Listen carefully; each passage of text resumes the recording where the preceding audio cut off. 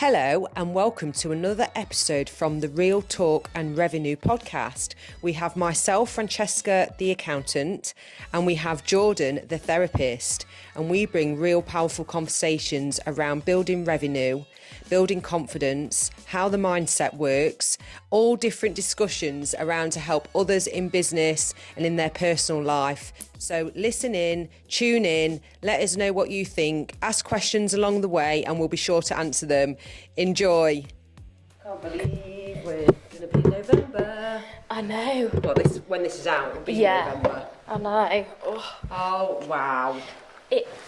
It's crazy, isn't it? Yeah. Like, just flies round. I'm also actually shitting myself because I've got those two Oh my God. talks in November. Right. So, just to remind people, if you watch or listen to our videos, does that look wonky there? It does, doesn't it? But it's not wonky. I don't know. It does. I'm like, hello. Jordan's doing a public speaking. It's not on a webinar, is it? No, it is. It's public speaking in person. In-person events. And you've never done that. You have done that I have, but not on that scale. Like, not for such a big audience. Yeah. How many do you reckon there'll be? I don't know. I was looking at the capacity of one of the venues, and that's like up to like 350. And then another one I think is more. Okay. But I'm not sure. I need to look at the other one. One's in Glasgow and one's in Milton Keynes. I'm really excited, but it is just a bit nerve-wracking. And I've already started my presentation again the other day. And scrapped the old one. I was like, no. I don't like it.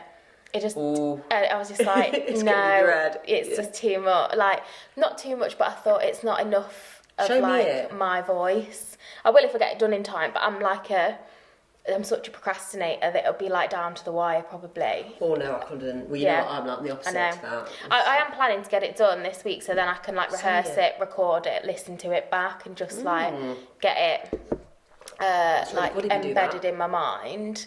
But I know my personality. I did a webinar last week. It was to accountants. It's CPD, and it's been booked on ages. I booked it in 8 months ago, and I'm glad I said yes to it because I got paid for it. It's really good. It was easy for me to do the slides as such because I know it inside and out. Yeah. But when I got on, it starts at 1, I got on at 1:15, I think it was, 20 to 1. I said, how many people are registered? And she was like 320 so far. Yeah. They can buy it after. Yeah. They can download it and watch it in their own time. Yeah. And it was on lunch and there was 40 something on or 41 on live, which is pretty decent. Yeah, it is, yeah.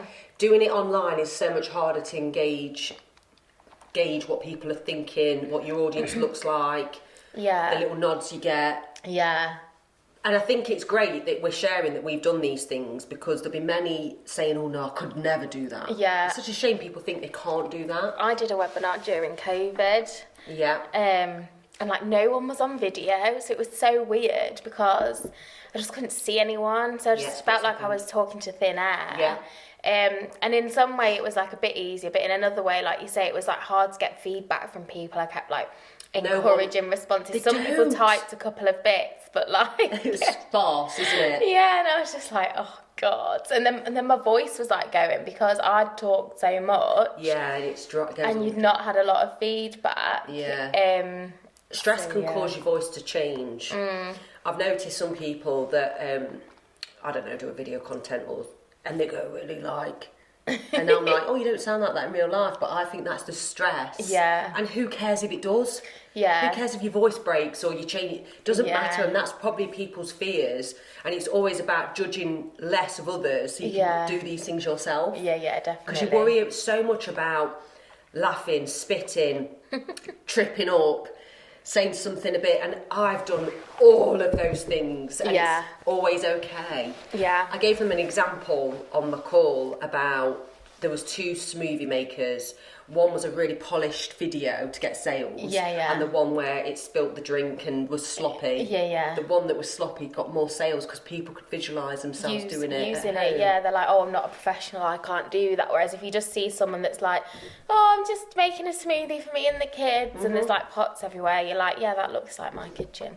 It's relatable, isn't it? Exactly, it's human, and that, even though I think everyone knows all those things. Yeah, sometimes you just need it spelled out to you, don't you? Yeah, so when's your first one? End of November? 2 weeks yesterday. Oh, she knows the actual... Yeah, 6 days and 12 hours and 3 12th minutes. of November. Ooh. And then 2 weeks Halloween. later, 26th. Okay. It'll wipe you out, but I think it would be brilliant for your It'll be really good. personal development. I'm obviously like travelling down to Glasgow, so I've got like 4-hour train. Okay. On the first Wednesday, and then the second one I'm just driving over to Milton Keynes, but I'm staying over both times. Yeah, so then you've got space to like just voice note me. decompress, and be like, Hang on, they're the ones when I'm on holiday, so don't you? Is it? No, you can still. I'm only joking. Because that's like the 26th of November. That you said, I'm away. I definitely want to hear about them both. I know you will anyway. Yeah, but I'm looking forward to it because they work with speakers long term. So if you enjoy it and like they like your presentation, then they'll just schedule you in regularly for the talk in different cities and stuff. Oh, that'd be amazing. And you want to do that? I would do it, yeah. Yeah, because... Yeah. I don't know. It's something different, and it's just like... Brilliant. You're going to go in getting other yourself out there. I hope so. That's been the plan. Do you know what I mean? It's just procrastination, but like how opportunities sort of come to you. Mm-hmm. It's funny, isn't it? Well, I can't reveal anything yet in case nothing comes of it, but I had a big brand reach out to me yesterday. That's exciting. Honestly. So, the brand, they always have like an outsourced consultant that get the influencers involved. I'm learning how it all works. Yeah. They reached out to me through LinkedIn. Yeah.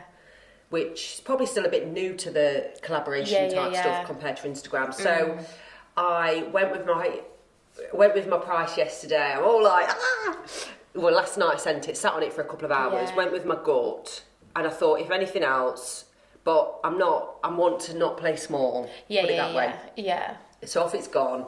And even if nothing comes from this, I know there'll be more in the future because I've got a bit more of a vision. Yeah, definitely. I feel like, why do women, as I say just women, men do it as well, but we can lower our value or... There's so much like embedded in that, and it's just kind of like values over the years, like the spaces that women have been in. Like this hasn't been going on for like decades and hundreds and thousands of years like it has for men. Like women have only been in the workplace for like how long?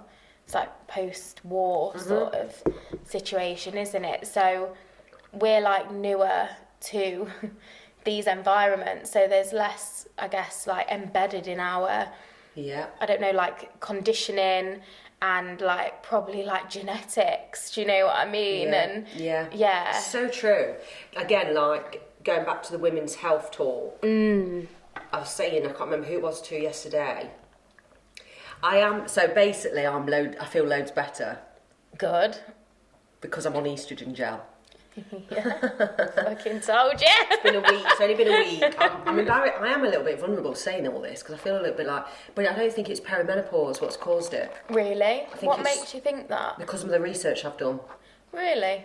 Yeah, stress can cause it, low body fat, excessive exercise. So you know how I got my injury back in July and I felt it this year? It's confusing though when you get to your age as well though, do you know what I mean? Because it could be either or, and it could be that now, and then you never know, you could end up very soon in perimenopause. But if you're already on the estrogen gel as well, that's going to be helpful. I listen to Stephen Bartlett's podcast, and I do urge anybody else to listen to it with the three women that talk about hormones. It's hormone health. It's so important. And there's a link. So I talked about my Marina coil, and it's actually done our podcast on YouTube's probably done one of the best. Really? Yeah, it's not got masses of views, but to say that our YouTube. Anyway, apparently with the progestin, whatever it's called, in the Marina coil, that can make your estrogen have to work harder, so it's easier for it to drop. Something like that. I'm not going to say word for word, but that's what I taught. Yeah. I was like, I've never known any of this. Well, we don't, because it's just not told. It's just like, get some contraception into you. Job done. Yeah, you don't need a period. What's going on? But they're saying now that you're better off having a period, 100%. And if they're not regular, and consistent and the same consistency, whatever, there's something wrong. Yeah. That's what I said to you the other day, because all my research. Yeah, because I was 10 days late. Yeah. Which... I bet you thought you was bloody preggers. No, I didn't. I knew I wasn't. Heard it here first. Lol. My mum of a toddler, guys, don't judge me. Yeah, you don't want another one, yeah. No judging. But yeah, I've had like longer cycles before. I think my longest on record is 44 days, and I was at 38. A month and a half? What?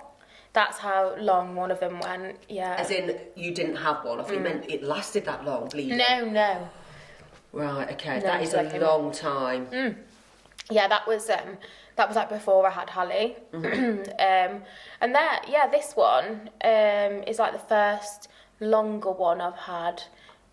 Is it actually? I've been to like 32 days and stuff like that, so I do tend to have a longer cycle, but yeah, I felt it this time. I was just like, oh, like really irritable, like really like emotional and like sensitive and just like reactive. Do you know what I mean? Like craving like comfort foods and stuff like that. Not really feeling up to like social. Like, I did, don't get me wrong. I'm the same as you, put on a brave face. But I just thought I could do without this. And some of the stuff, like, I was glad I went to, and others I was a bit like, I could have done without that, like, a bit draining. But yeah, 38 days, so yeah, I don't know why, like, whether it's, because I saw Abby yesterday and trained with her, and she was like asking about stress and stuff, and I said, I don't feel like intensely stressed, but there's probably more stress than usual because I'm working to these deadlines for the talks, and it's something different. I was just about to say the same. It's probably just like that subconscious, and I'm working on different projects rather than just like focusing on client work and like then just chilling when I'm not working sort of thing. And I say chilling, but chilling with my toddler. Going out and about.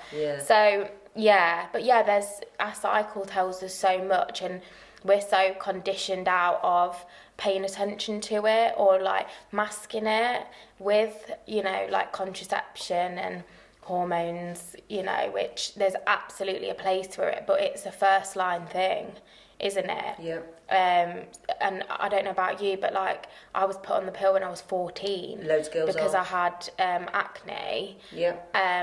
And then I was on it for I don't know, like over a decade. Then I had the implant put in. Just. And what about the girls nowadays that go in? I've heard that you can get a pill and not have a period for 3 months, because you can choose, but you can only go 3 months. Yeah. I was like, all right. So you're not gonna. But of course you don't want a period at that age. So why wouldn't we just stock up like Marina coil? They did speak on this podcast very positive about the Marina coil. They did, to be fair. I was thinking, there's a place what they're going to say. All. Do you know what I mean? There's a place for it all. Of course there is. But we need better education on it. Yeah, because what I think in the future, they'll promote having natural periods more so. 100%. It's already like gradually. Yeah. And also we've got better sanitary products now than we had. Like before, you've got all kinds of different things that are discreet, like reusable. Exactly that. And more comfortable as well. So I think that plays a part in like whether girls want to or willing to have a period or not at, an age where you're really worried about leaking or, coming on. Like that's another thing. I was training last week with Abby, and I said to her like, a bit late on. I wasn't really late at that point. I was like, and obviously you're making sure you've like packed things in your bag, like just in case you come on and you've leaked, do you know what I mean? Or you need to put like a precautionary like padding or whatever. I haven't had a proper period for years and years and years. So I'm like, stuff that. Get a Marina. But then I wouldn't. Don't say that. No, I'm only joking. I would, as I've said about how Yeah. So another reason why it could have been so painful is low estrogen. Yeah. At the time that I was having it implemented. Yeah. It causes, honestly, please anyone listening, research. It is so Between empowering. the ages of early 30s Yeah. and... There's so much as well. Like, you've got loads of books now, and you've got Maisie Hill's books. She's amazing. She's like written loads about like periods and menopause. So she's got like loads of books, audiobooks, podcasts, all about periods. I think hers is called Period Power. Yeah. And then like Dr. Hazel Wallace, the food medic she used to be called, she's written books about like women's health, and she's got a new one called Not Just a Period.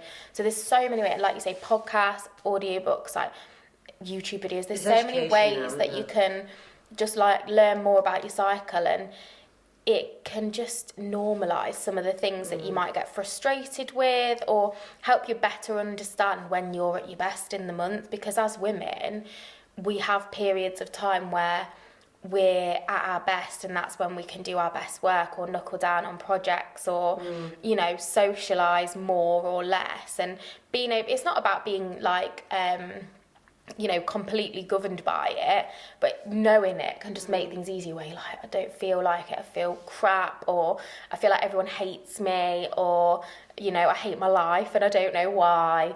And then you're like, oh, I'm all right now. Yeah, I'm in my luteal phase, so You know what? in a week I'll be all right. Like, just ride it out, you're going to be okay. I think I want to support that in the business, where if some of the people, I'm not going to, even like men as well, like have a moment in the mornings or something's cracking off, it's okay to work the afternoon to the evening, because I'm monitoring output. Yeah. If I notice the output isn't there and the trust isn't there, and I'm checking in and I'm going, oh, what's going on? There's a problem. Yeah. So actually, why would I want to pay someone to feel shit in the morning and not be as productive? 100%. When they could feel so much better having just a bit of a moment to themselves, walking, going out, friend. Yeah, especially in the winter as well, when like your daylight hours are when you'd usually be working. Yeah. So to be able to just get out, go for a coffee, go for a walk, maybe meet a friend in the morning in the daylight hours, and then do your work in those evening hours if that works better for you. 100%. Which I know that I sometimes operate better in that way, because else I feel like lost in the evening at times, and like it's just going on forever. Especially with a toddler as well, like it feels like the evening's never ending at times, and you're like, how did you cope with Luke gaining an hour then with Hallie? That's worked out really well for us. Like, has it? Yeah, for some parents I know it's like catastrophic, but we had a weird kind of like sleep situation where she wasn't going down till like 8:30, 9, and her nap's kind of later dropping off, like and later in the day. So with this, I remember this. She's just kind of scaled back. She's sleeping by 8, and she's getting up a bit earlier, 6:30, 10 to 7, but I can cope with that, no problem. And her naps are still a bit iffy. I don't know if she's kind of not really wanting to nap anymore or whatever, but we just go with the flow. But yeah, it's worked out better because she's going down a bit earlier at night for us. It's interesting, because I remember with Luca, he'd be out, he'd like to go to bed at 6:30, 7:15, maybe the latest, but he'd be up like 6 in the morning, which is fine for me, because you know I'm like, I'm up, energetic, whatever. But I do remember, like, it was nice because it was an evening, but it suited him also.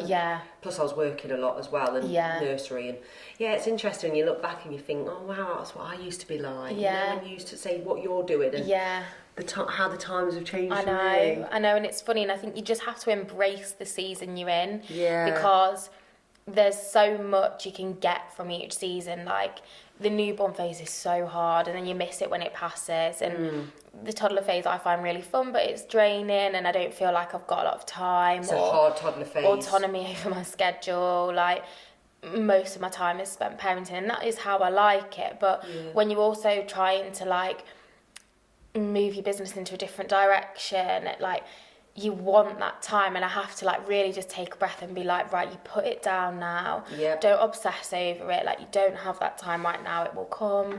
Like, yes, progress is going to be a bit slower, that is absolutely okay. Like, it's the time you've got, just make the most of it, like make the most of enjoying it with Hallie. And then when you can like get a bit of time, like you can work on your business. Or and I think that's what I did. You have to. I stepped it up a gear quick, probably for some, but enough for me to not do it all when they were 1 or newborns. It wasn't a case of that for me. It was like gradually increase a day, and gradually go to college now, you're ready for the...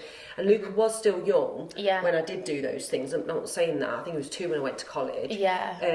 But again, I didn't just do 8 till 5 every day and go at it. But then respect if you do want to do that, and doesn't mean anyone's any better than anyone else. You kind of just want to launch into it sometimes. But sometimes I think like having kids, like it just teaches you so much about like slowing down a little bit, enjoy, like having a toddler, like they find the joy and awe in everything. Like, you know, you can't really go on a decent walk with them because they want to stop and like look at leaves and like, oh my but God. it's just adorable.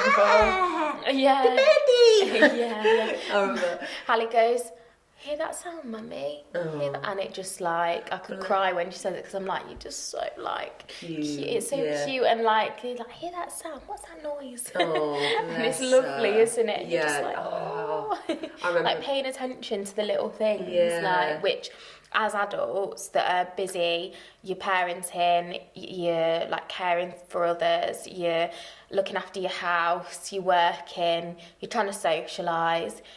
We don't really, you know, we don't have much time where we're just like present focus, taking a second. Like, I don't. I'm either in the past or the bloody future. Yeah, I know, and I'm aware of that. I have to remind myself, right, what's happening right now? Yeah. It's okay, and then I'm like, oh yeah, okay, let's do Recently, that. I've been like taking little breaks when I've got time between clients and stuff, and just like, especially when I was waiting to come on my period, I was just in such a foul mood, and I was just like having a cup of tea and like just sitting on my bed and looking out the window just for 5 or 10 minutes, just trying to like calm my nervous system. Do you know what I mean? And be like, you're all right. Just reminded me, I'm starting a new fitness thing, but we'll talk about it in next podcast about fitness. Anyway, sorry. Another thing, it's like, what was I going to say about being a young mum? Oh yeah, so it's all about control as well. You know when you feel out of control? Yeah. And there is a lot of pressure as a parent, as a female. I do feel like we've got that more nurturing. You're just judged all the time, and like it's the degree to which we can ignore that, really. And when I say that, sometimes it's the people closest to you, it's the well-meaning comments and stuff like that it's just like pulling you from pillar to post. And you know, like, you're damned if you do, you're damned if you don't. And unfortunately... What's the main comment you feel like sticks out for you then? It's about co-sleeping. Oh, is it? Even though I'm like, stop it! Yeah. It's that. It's, don't get stuck doing that. The thing is, which is true, I've gone, oh my God, I can do that. But I don't care that you are. Well, yeah, and I'm not holding you to it in any way. I've it yet. And I don't care what other people think about it, because it just is so aligned for us and what works for us for now. And so you know, even now I'm thinking, what the fuck? I know. And some people do. Okay. Like, some people are like, how? And like, but equally, I'm like, how? Like, how have you got your child to sleep in a cot? And not only that, like, how are you all right with that as well? Do you know what I mean? But I understand it. Like, I totally understand both sides. And so just what's aligned judgment, and your values. Yeah, 100%. And I understand that, because the judgment happens naturally. Yeah. And then you've got to be quick to just check yourself. Yeah. Like, well, whatever works for you. But yeah, that is a very interesting topic. But it's not the same for men. Like, men don't have those conversations often. And if they do, like, for people that George said, co-sleeping, people don't go, oh, you want to shut, they just go, oh, are you? All right. And that's that. Do you know what I mean? There's no, like, expectation that you're, like, curating the best routine, the best schedule, you're doing the best meals, you're doing the best, like sleep approach. Like, it is just exhausting. But it's the thing is, it's interesting, because if I co-slept with my babies and someone had a comment or whatever, I'm so strong in my own ways now. I don't know if I would have been then. That's it. That it wouldn't even. Me and you laugh about how I live my life. You went, oh, you're back on, what's your coffee today? I had to phone you. I was like, I'm getting whiplash. I don't know where I'm going. So maybe with people's comments, it might be who's commenting and why it might be bothering you. It often is, and don't get me wrong, it doesn't bother me all the time. It's those days when you're tired, you're exhausted, the like inner critic's louder, and you're just like, for fuck's sake, mind your own fucking business. I know. But is it a place where you're feeling you can't let her go in a cot though? It's not coming from that. Because you want to, don't you? I guess I don't mind. Like, we're just like, whatever. Like, and often I'll say to her, do you want to go in your bed? And she'll go, no. But then, like, when we're getting ready for bed, she'll go, in my bed. I put her in her bed and she's like playing with her toys and she'll stuff. Definitely not stay in her bed. No. But she's so funny. I don't know. We just like it. If you like it, it's natural and you're getting good sleep. Doesn't matter if I go, I won't do it. No, that's it. And I know people that do it, and I know people that don't do it. Yeah. And it's values driven, and there's circumstance as well. Like, some people would like to co-sleep, but they can't because of the way they sleep and how they sleep. Yeah. Like, do you know what I mean? Like, some people say like they're in that much of a deep sleep and they thrash about, so like it just doesn't feel safe. And for other people, they're like, I just wouldn't get enough sleep to be able to function in the day. Like, babies are different, we're different. It's just like, go with whatever feels aligned for you. Yeah. And, you know, that's absolutely fine. But I can't remember why I started on about this. Because I said, is there anything that sticks out? Because you said about people's comments as a parent, you judged. No, what I was going to say actually is around, like, women get this all the time. Like, women are looked at, oh, you're not controlling your child, this or that. Honestly, men do not get that in the same way. No. The expectations of men when it comes to parenting are rock bottom. Like, controversial maybe, but that is like research driven facts. Like, the expectations of men, and again, it's because of like traditional roles and conditioned beliefs and stuff. So actually, men get so much praise for doing the bare minimum. They do. I've said it before. It's like that comment, isn't he such a hands-on dad? People do not say, aren't you such a hands-on mum? They don't say because that. You birthed the child. No, they don't say that though, do they? No. Oh, you're so hands-on, look at you. I've never said that to Steve, but Steve is a great dad. People do have something to say if women aren't as hands-on as they're expected to be. True. If they are the breadwinner, I don't know how she spends so much time away from her kids. That's so true. And it's just like, right, okay. They're not gonna, whatever. Yeah. I've had to fight through a lot of battles. Yeah. And I know, and I hope that my kids will see why I've done these things. Yeah. And everyone's got to live their life what they feel is right, because otherwise you're living a life for others, and that's like the main thing. We'll have to do our best. We are all doing our best, and I feel like we need to do a motherhood more into this topic, because I feel like we've got very different ways of doing things as parents, and that's not. Yeah. I actually like that, because then it gives us something to talk about. We have different opinions on lots of things and approaches, and I think that's why it's good that we chat about it, because 100%. We're such good friends and we have different views on things. Yeah, no, definitely. And it's really good to have the objectivity at times when I'm spiralling, when you're spiralling, to be like, right. Yeah, come on. Maybe just try a little bit of this, a little bit of that. Exactly. Like, meet me halfway. We have to say this all the time.